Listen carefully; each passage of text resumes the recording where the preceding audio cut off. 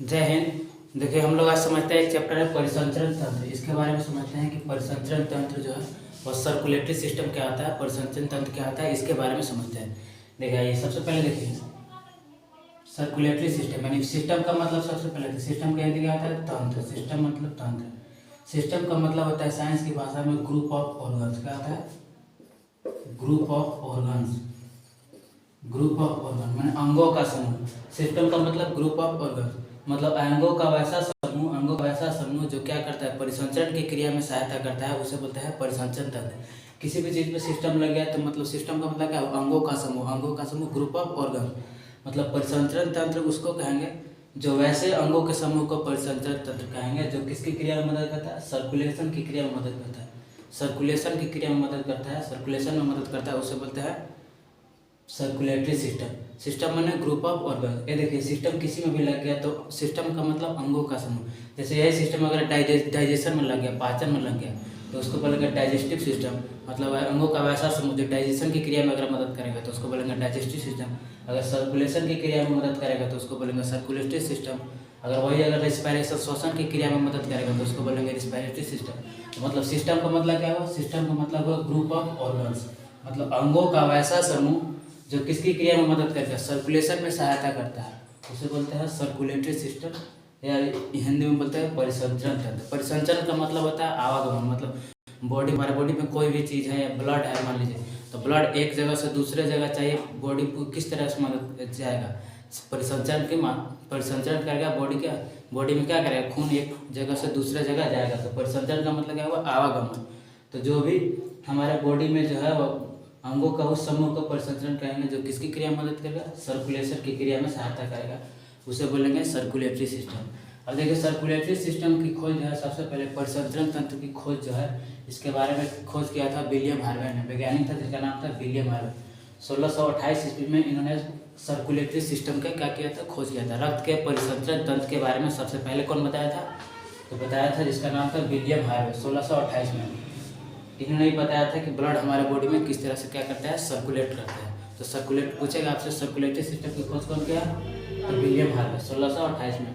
अब देखिए एक और सवाल पूछता है कि हमारे जो ब्लड का सर्कुलेटरी सिस्टम जो है परिसंचरण तंत्र का जो अध्ययन है वो क्या कहलाता है, परिसंचरण तंत्र का अध्ययन क्या कहलाता है, तो एंजियोलॉजी कहलाता है। क्या कहलाता है, एंजियोलॉजी। आपसे पूछेगा विज्ञान की किस शाखा के अंतर्गत जो है वो सर्कुलेटरी सिस्टम के बारे में अध्ययन करते हैं, तो आंसर होगा एंजियोलॉजी। क्या होगा, एंजियोलॉजी। इस एंजियोलॉजी के जनक कौन है, तो विलियम हार्वे, क्योंकि इन्होंने ही बताया था ब्लड के परिसंचरण के बारे में। सबसे पहले कौन बताया था, विलियम हार्वे ने बताया था। अब देखिए हम जो बॉडी में जो परिसंचरण तंत्र है, ब्लड जो है वो हमारे परिसंचरण तंत्र में कौन कौन चीज़ें आते हैं, मतलब हमारे बॉडी में जो परिसंचरण तंत्र है वो सर्कुलेटरी सिस्टम में कौन कौन भाग लेता है। तो सर्कुलेटरी सिस्टम में जो है भाग लेता है सबसे पहले ब्लड, क्योंकि ब्लड जो है हमारे बॉडी में क्या करता है, चारों तरफ क्या करता है, सर्कुलेट करता है। सर्कुलेटरी सिस्टम का भाग कौन है, ब्लड है, हृदय होता है, ब्लड वेसल। ये तीनों क्या करते हैं, हमारे बॉडी में सर्कुलेटरी सिस्टम में सहायता करते हैं। ब्लड को क्या करता है, ब्लड को क्या करते हैं, आवागमन में सहायता करता है, सर्कुलेशन में सहायता करते हैं। अभी बताए थे, पूछेगा ब्लड सर्कुलेशन में कौन कौन मदद करता है। ब्लड सर्कुलेशन में कौन कौन मदद करता है, तो रुधिर तो पहले ही है, हृदय, रक्तवाहिनी, इन तीनों चीज़ें क्या है, सबके सब क्या करते हैं, परिसंचरण तंत्र में सहायता करते हैं, परिसंचरण तंत्र में सहायक होते हैं। यही जो है आप क्या है, अंगों का क्या है, सब इन्हीं अंगों से मिलकर क्या करता है, पूरे परिसंचरण तंत्र का निर्माण होता है। ब्लड, हृदय और ब्लड वेसल्स, इन्हीं तीनों परिसंचरण की क्रिया में सहायता करते हैं। अब देखिए हम बारी बारी से समझते हैं। ब्लड के बारे में हम लोग पिछले चैप्टर में पढ़ चुके थे, ब्लड क्या होता है, इसका निर्माण कहाँ होता है, कैसे होता है, ब्लड का क्या क्या कार्य, इसके बारे में पढ़ लिया। हृदय के बारे में पढ़ेंगे और इसके बाद ब्लड वेसल्स के बारे में पढ़ेंगे। हृदय देखिए, हृदय के एक अलग हृदय के बारे में एक अलग टॉपिक से पढ़े। सबसे पहले ब्लड वेसल्स रक्त क्या क्या होता है। देखिए ब्लड सर्कुलेटरी सिस्टम जो है वो सर्कुलेटरी सिस्टम के दो भाग होते हैं। सर्कुलेटरी सिस्टम के कितने भाग, दो भाग। मतलब परिसंचरण तंत्र को दो भागों में बांटा गया है। एक को बोलते हैं खुला परिसंचरण तंत्र, दूसरा बोलते हैं बंद परिसंचरण तंत्र। खुला यानी ओपन सर्कुलेटरी सिस्टम और दूसरा क्लोज सर्कुलेटरी सिस्टम। तो इनके बारे में बारी बारी से समझते हैं। खुला परिसंचरण तंत्र किसे कहते हैं, देखिए वैसे परिसंचरण तंत्र जिसमें क्या होता है, कोई भी वेसल्स नहीं होते, कोई भी नली नहीं होते, मतलब जिनमें खून का बहाव जो है वो डायरेक्ट होता है, इसमें कोई भी नलिका द्वारा नहीं होता है, नस के द्वारा नहीं होता है, उसे बोलते हैं खुला परिसंचरण तंत्र। मतलब ऐसे जीव होते हैं, कुछ ऐसे जीव होते हैं जिनमें जो है ब्लड का प्रवाह जो है किसी भी नली की सहायता से नहीं होता, डायरेक्ट होता है, पूरा खुला रहता है, पूरा शरीर में ब्लड जो है वो चारों तरफ इधर से उधर घूमते रहता है, उसमें किसी भी नस वस नहीं होता है, उसको बोलते हैं खुला परिसंचरण तंत्र। उसको क्या बोलेंगे? खुला परिसंचरण तंत्र। मतलब खुला परिसंचरण तंत्र वाले जिस जीव में होगा उसके बॉडी में जो किसी भी प्रकार का नस नहीं होगा, पूरा बॉडी में ब्लड जो है वह चारों तरफ क्या होगा? खुला रहेगा, चारों तरफ पूरा फ्री फंड घूमेगा, उसको बोलते हैं खुला परिसंचरण तंत्र। एक होता है बंद परिसंचरण तंत्र। बंद परिसंचरण तंत्र के पहले से इसके बारे में समझते हैं। देखिए खुला परिसंचरण तंत्र में क्या होता है, इसमें नस नहीं होता है, क्योंकि इसके बॉडी में क्या होता है, चारों तरफ खुला होता है, खुला, जिसमें भी खुला परिसंचरण तंत्र वाले जीवों में जो है वह नस नहीं होता है, नलिकाएं नहीं होता, ब्लड वेसल जो होते हैं वो नहीं होते हैं। ये क्या होता है, पूरी तरफ चारों तरफ बॉडी में इनका खून जो है ऐसे ही घूमते रहता है। इसमें जो है बीपी एंड प्रेशर नहीं होता, ब्लड प्रेशर नहीं होता। खुला परिसंचरण तंत्र वाले जीवों में जो है ब्लड प्रेशर नहीं होता है, क्योंकि इसमें ब्लड प्रेशर इसलिए नहीं होता है क्योंकि इनमें किसी भी प्रकार के नस क्या होता है, नहीं होता है। ये चारों बॉडी में इनका बॉडी में खून जो है वह ऐसा ही घूमते रहता है, इसलिए इसमें नस नहीं होता है। लेकिन इसमें कौन कौन चीज़ आते हैं, हमेशा एग्जाम में जो है वो डिफिनेशन नहीं पूछता, पूछेगा कि कौन खुला परिसंचरण तंत्र कौन कौन चीज़ में होता है, इसके बारे में पूछेगा। तो तितली, तिलचट्टा, कीड़ा, घोंघा, इन सब जीवों में जो है वो खुला परिसंचरण तंत्र पाया जाता है। इन सब जीवों में जो है वो ब्लड को बहने के लिए क्या होता है, अलग से नलिकाएं नहीं होती है, नसों में नस नहीं होता। इसमें इनके बॉडी में खून क्या है, चारों तरफ ऐसे ही बहते रहता है, संचरण करते रहता है, तो इसे बोलते हैं खुला परिसंचरण तंत्र। तिलचट्टा, कीड़ा, घोंघा, इन सब में क्या होता है, ब्लड वेसल्स नहीं होते, नलिका नहीं होती, मतलब खून बहने के लिए किसी भी प्रकार का अलग से नलिका नहीं होगा, तो उसे बोलेंगे खुला परिसंचरण तंत्र। इसमें नलिका नहीं होगा, बॉडी में खून ऐसे ही घूमता रहेगा। अब देखिए बंद परिसंचरण तंत्र क्या आता है। बंद परिसंचरण तंत्र वैसे जीवों में होता है जो कि इसमें ब्लड को बहने के लिए एक विशेष तरह के नली होते हैं। ब्लड बहने के लिए क्या होगा, एक नलिकाएं होगा, ब्लड जो है हमारे जिसकी बॉडी में क्या होगा, चारों तरफ ब्लड जो है नली की सहायता से, नलिका की सहायता से, ब्लड वेसल्स यानी नस की सहायता से क्या करेंगे, घूमेंगे, जाएंगे पूरे बॉडी में, तो उसको बोलते हैं खुला परिसंचरण तंत्र। क्या बोलते हैं, खुला परिसंचरण। इसमें रक्त वाहिका ब्लड वेसल्स होती है, मतलब जैसे हम लोग हैं तो हम लोग के शरीर में जो पूरी तरह जो चारों तरफ जो खून जो है वह नसों की सहायता से, वेसल्स की सहायता से क्या होता है, उसकी सहायता से चारों तरफ बॉडी में ब्लड जाता है। इसमें हमारे बॉडी में क्या होता है, नस होता है, क्योंकि नस की सहायता से क्या होगा, बॉडी में चारों तरफ खून। इसमें ब्लड प्रेशर होता है, क्या होता है, इसमें ब्लड प्रेशर होता है, ब्लड प्रेशर यानी दबाव इसमें होता है, क्योंकि नलिका की सहायता से घूम जाता है ब्लड चारों तरफ ब्लड, तो इसमें क्या होता है, ब्लड प्रेशर होता है। इसका एग्जाम्पल बंद परिसंचरण तंत्र में कौन कौन नहीं होता है, जितने भी स्तनधारी हैं, स्तनधारी हो गया, जैसे मानव हो गया, पंछी हो गया, सब के सब स्तनधारी हैं। इन सभी जीवों में जो है वो बंद परिसंचरण तंत्र पाया जाता है। इनके शरीर में खूनों को सर्कुलेट करने के लिए, ब्लड बहने के लिए क्या होता है, नलिकाएं होती है, तो इसी को बोलते हैं बंद परिसंचरण तंत्र। क्या बोलते हैं, बंद परिसंचरण तंत्र। स्तनधारी किसे कहते हैं, वैसे जीव क्या करते हैं जो अपने बच्चे को जन्म देते हैं और दूध पिलाते हैं, उस जीव को स्तनधारी कहते हैं। जैसे हो गया गाय हो गया, मानव हो गया, पंछी हो गया, ये सब के सब क्या है, स्तनधारी। इन सभी जीवों में जो है वो कौन सा परिसंचरण तंत्र होगा, बंद परिसंचरण तंत्र।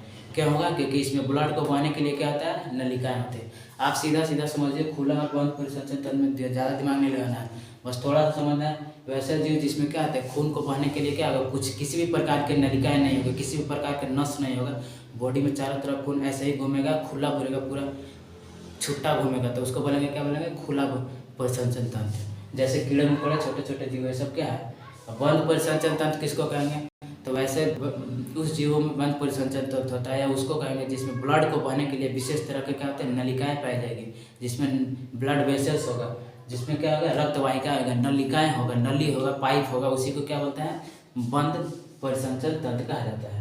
ये होते हैं स्तनधारी जीव, मानव, ये सब में बंद परिसंचरण तंत्र होता है।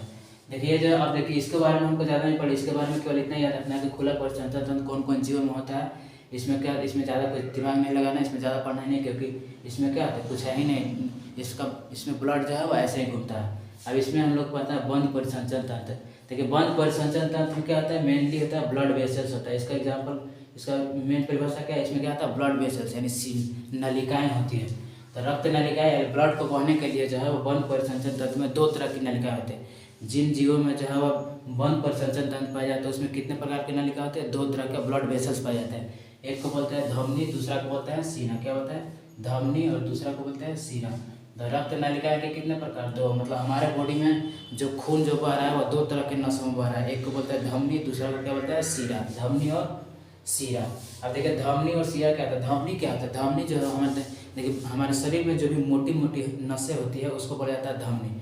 धमनी जो है वो क्या होता है, शरीर के अंदर पाया जाता है। धमनी कहाँ होता है, अंदर पाया जाता है। पूरे बॉडी के अंदर जो मोटी मोटी नसें है उसको क्या जाता है, धमनी। और जो पतली पतली नसें ऊपर वाला जो है उसे क्या बोलते हैं, सीरा बोला जाता है। मोटी दीवार वाली नसों को क्या बोलेंगे, धमनी, और पतली वालों को क्या बोलेंगे, सीरा बोलेंगे। अब देखिए धमनी किसे कहते हैं, धमनी में जो मेन जो हमारे बॉडी में जो ब्लड जो है इन्हीं दोनों में क्या होता है, सर्कुलेट करता है, धमनी और सीरा में। धमनी में कैसे करता है, देखिए धमनी किसे कहते हैं, धमनी में जो ब्लड जो होता है वह शुद्ध ब्लड होता है। कौन सा ब्लड, शुद्ध रक्त जो होता है। शुद्ध रक्त किसे कहते हैं, देखिए ब्लड में जब भी ऑक्सीजन मिल जाता है तो उसे बोला जाता है शुद्ध रक्त। क्या बोलता है, शुद्ध रक्त। हमारे बॉडी में जो है वो फेफड़ा जो है क्या करता है, वो फेफड़ा में क्या होता है, ऑक्सीजन होता है। ऑक्सीजन का शुद्धिकरण कहाँ, ऑक्सीजन कहाँ आता है, फेफड़ा में आता है। तो फेफड़ा जो है वो ब्लड में क्या करता है, शुद्ध ऑक्सीजन को मिला देता है। तो जिस ब्लड में ऑक्सीजन मिल जाता है उसे बोला जाता है शुद्ध रक्त। और जिस भी ब्लड में ऑक्सीजन नहीं मिला है उसको क्या बोलेंगे, अशुद्ध रक्त बोलेंगे। तो शुद्ध रक्त हमेशा कहाँ बहता है, धमनी में। कहाँ बहता है, धमनी में। जितने भी धमनी में कौन सा रक्त बहता है, शुद्ध रक्त। और जो सीरा है उसमें अशुद्ध रक्त बहता है, अशुद्ध रक्त। मेनली धमनी को ऐसे याद रखना है, धमनी की नसें जो है वो हमेशा कहाँ से, हृदय से बॉडी की ओर जाती है। मतलब हृदय, हमारा बॉडी में जो हृदय से लेकर, हृदय से स्टार्ट होकर और शरीर की ओर जाने वाली जितने भी नसें हैं उसको धमनी बोला जाता है। क्या बोला जाता है, धमनी। हृदय से धमनी कहाँ जाता है, धमनी की नसें कहाँ से जाती है, हृदय से लेकर बॉडी की ओर जाती है। मतलब हमारा बॉडी में जो खून जो है वो कहाँ से जाता है, धमनी में। हृदय से क्या करता है, बॉडी, हृदय में ब्लड जो है पंप होकर हृदय किसको देता है, पूरे बॉडी को देता है। कहाँ, शुद्ध रक्त कर देता है। तो शुद्ध रक्त हमेशा कहाँ बता है, धमनी से बॉडी की ओर। क्योंकि हृदय में फेफड़ा जो है वो फेफड़ा ब्लड को शुद्ध करके किसको देता है, हृदय को देता है। फिर हृदय जो है वो पूरे बॉडी को क्या करेगा, धीरे धीरे धमनी की सहायता से क्या होगा, धमनी की सहायता से पूरे बॉडी में ब्लड हमारे बॉडी में जाएगा। तो हमेशा शुद्ध रक्त हमारे बनेगा, धमनी में बनेगा। धमनी की दीवारें मोटी होती है, अभी बताया धमनी की दीवार जो है मोटी होते हैं। इसका प्रेशर भी ज़्यादा आता है, ब्लड प्रेशर, बीपी सुना है, बीपी क्या होता है, धमनी की दीवारें मोटी होती है इसलिए इसका प्रेशर क्या होता है, ज़्यादा आता है। इसका प्रेशर होता है 120, कितना होता है, 120 प्रेशर होता है। इसमें वाल्व नहीं होता, अभी वाल्व क्या है अभी हम समझा रहे हैं इसको। देखिए इसमें याद रखिए, धमनी में क्या होता है, वाल्व नहीं होता है। इसमें शुद्ध रक्त बहता है। अभी बोल दिए शुद्ध रक्त किसे कहते हैं, जिसमें ऑक्सीजन मिल जाता है उसको क्या बोलते हैं, शुद्ध रक्त। इसमें देखिए अपवाद में आपसे पूछेगा धमनी में कौन किस प्रकार का रक्त बहता है, तो शुद्ध रक्त। कौन सा रक्त, शुद्ध रक्त। मतलब हृदय से बॉडी की ओर जाने वाली जितने भी नसें उसमें शुद्ध रक्त बहेगा। कौन सा रक्त, शुद्ध रक्त। एक अपवाद है फुसफुस धमनी, इसको बोलते हैं इंग्लिश में पल्मोनरी धमनी या पल्मोनरी आर्टरी बोला जाता है। इसको क्या कहते हैं, या इसमें क्या होता है, अशुद्ध रक्त बहता है। कौन सा रक्त, अशुद्ध रक्त, अशुद्ध रक्त। मतलब फुसफुस धमनी में जो है, फुसफुस धमनी में कौन सा रक्त बहता है, अशुद्ध रक्त, अशुद्ध रक्त बहता है। और बाकी जो जितने भी धमनी है सब में कौन सा रक्त बहेगा, शुद्ध रक्त बहेगा। अब देखिए सीरा किसे कहते हैं, सीरा की नसें जो है हमेशा बॉडी, शरीर से हृदय की ओर आने वाली जितनी भी नसें है, शरीर से हृदय की ओर आने वाली जितनी भी नसें उसको क्या कहा जाता है, सीरा कहा जाता है। क्या कहा जाता है, सीरा कहा जाता है। सीरा, उस नस को कहते हैं सीरा। अब देखिए सीरा में कौन सा रक्त बहेगा, तो अशुद्ध रक्त बहेगा। कैसे बहेगा, देखिए क्योंकि हमारा ऐसे समझिए ब्लड का शुद्धिकरण कहाँ होता है, फेफड़ा में। फेफड़ा जो है ब्लड को क्या करता है, ऑक्सीजन मिला के किसको देता है, हृदय को देता है। तो फेफड़ा जो है वह हृदय को देगा ऑक्सीजन मिला के, तो यहाँ तक हृदय में जो क्या होगा, शुद्ध रक्त हो जाएगा। तो शुद्ध रक्त जो है वो किसके बॉडी की ओर जाएगा, तो क्या हो जाएगा, धमनी हो जाएगा। लेकिन वही रक्त जो है वो बॉडी से हृदय की ओर जा रहा है। बॉडी में क्या भरा, पूरे बॉडी में अशुद्ध रक्त भरा है। तो पूरे शरीर से कहाँ जा रहा है, हृदय की ओर। किसके पास जाएगा, हृदय में जाएगा। तभी तो हृदय जो है किसको देगा, फेफड़ा को देगा शुद्ध करने के लिए। तो हृदय से फेफड़ा की ओर अगर जा रहा है, हृदय से बॉडी से जो हृदय की ओर जा रहा है जितने भी खून हो सब क्या है, अशुद्ध है। क्योंकि बॉडी से हृदय कहाँ, बॉडी से हृदय में किसके लिए जा रहा है, रक्त जो है वो शुद्ध होने के लिए जा रहा है। रक्त कहाँ जा रहा है, शुद्ध होने के लिए। बॉडी से हृदय की ओर जाने वाले नसें को क्या कहते हैं, सीरा कहते हैं। क्या कहते हैं, सीरा। इसमें कौन सा रक्त होता है, तो अशुद्ध रक्त होता है। क्योंकि हृदय में जाने के बाद ही हृदय फेफड़ा को देगा तब जाकर शुद्ध होगा। तो बॉडी से हृदय की ओर जाने वाली नसें सीरा होती है। इसकी नसें जो है वो पतली होती है। धमनी की अपेक्षा इनकी सीरा की दीवार क्या होती है, पतली होती है। इसलिए इसका प्रेशर जो है वो कम होता है। 100 ये इसका प्रेशर क्या होता है, 80 होता है। कितना होता है, 180। बीपी आपने सुना है, बीपी एक नॉर्मल व्यक्ति का बीपी ब्लड प्रेशर कितना होता है, 120/80। 120/80 यानी धमनी में 120 और सीरा में कितना होता है, 80 होता है। धमनी की दीवार मोटी होती है, क्यों होती है, क्योंकि इसका प्रेशर ज़्यादा होता है। अगर पतला रहेगा तो इसकी धमनी की दीवार क्या है, फटने की संभावना है। इसलिए क्या होता है, धमनी की दीवार मोटी होती है और सीरा की दीवार क्या होती है, वह थोड़ा पतला होता है। इसका प्रेशर क्या होता है, अशुद्ध है। इसमें वाल्व होता है, इसमें क्या होता है, सीरा में जो है वो प्रेशर कम होता है, इसीलिए इसमें वाल्व पाया जाता है। मान लीजिए ऐसे दीवार है, पाइप है, इस पाइप में एक तरफ से वाल्व किसी का एक तरफ से ऐसे पैक होता है। मान लीजिए इधर से जा रहा है ब्लड, खून जा रहा है, इधर से प्रेशर से क्या हो रहा है, और सीरा की दीवार है, तो सीरा की दीवारों में क्या होता है, वाल्व होता है। वाल्व यानी कैप होता है इसमें अंदर। तो ये क्या होता है, इधर से प्रेशर से जाता है, ब्लड जाता है, तो इधर क्या होता है, खुल जाता है, एक साइड से खुल जाता है, और फिर उधर से ब्लड ना वापस आए, इसलिए क्या होता है, इसमें वापस ब्लड ना आए, इसलिए इसमें कैप होता है, ताकि रिटर्न क्या हो, ब्लड रिटर्न नहीं हो। तो सीरा की दीवार में क्या होता है, कैप होता है, वाल्व होता है। इसमें कौन सा रक्त होता है, अशुद्ध रक्त। इसमें आपको याद रखना, फुसफुस सीरा, फुसफुस सीरा में जो होता है शुद्ध रक्त होता है। कैसा रक्त, शुद्ध रक्त। बाकी सभी सीरा में कौन सा रक्त, कौन सा ब्लड, अशुद्ध रक्त बहता है। इसका याद रखना है। एक और चीज़ याद रखना है, जो हमारे ये जो नस जो होता है, ये जो वेसल्स जो होते हैं बॉडी, ये हमारे नस जो है दीवार, ये धमनी और सीरा के बीच में जो ब्लड, मान लीजिए नस है, इन नसों में क्या होता है, नसों के बीच खाली स्थान होता है, तभी तो ये क्या होता है, ब्लड इसमें बहता है। नसों के बीच के खाली स्थान को लिगमेंट कहा जाता है। क्या कहा जाता है, लिगमेंट। पूछा जाता है ब्लड के बीच, हमारे बॉडी ब्लड वेसल्स यानी ब्लड वेसल्स के खाली स्थानों को क्या कहा जाता है, लिगमेंट कहा जाता है। क्या कहा जाता है, लिगमेंट। इन्हीं लिगमेंट में क्या होता है, ब्लड जो है हमारे बॉडी में क्या आता है, ब्लड इसी के थ्रू जाता है, इन खाली स्थानों के थ्रू जाता है।